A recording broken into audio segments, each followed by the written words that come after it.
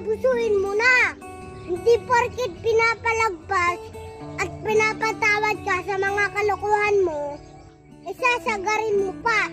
Tandaan mo, tay, kahit gaano kahaba yung pasensya ng tao, may hangganan yan.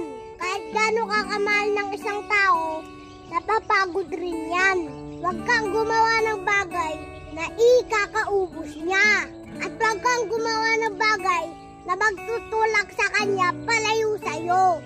Pag natauhan siya at napagtanto niya na kailangan niyang isipin ang sarili niya, doon mo malalaman kung sino sinayang mo. Mahirap maghanap ng tao na magmamahal sa atin ng sagad, tay.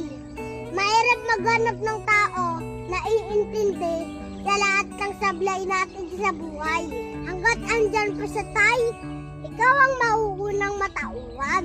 Ikaw ang magbago, ikaw yung mag-adjust. Suklihan mo lahat ng pag-iintindi at sakripisyo niya para sa iyo at para sa relasyon niyo. Dahil pag nagbago ang takbo ng sitwasyon, di na lang sa iyo iikot ang mundo niya. O worse, lumabas siya sa bilog mo, kakawala siya at mahirapan ka nang ibalik siya. Tao lang tayo, tay. Grabe magmahal. Pero pag napagod, kailangan rin ng pahinga.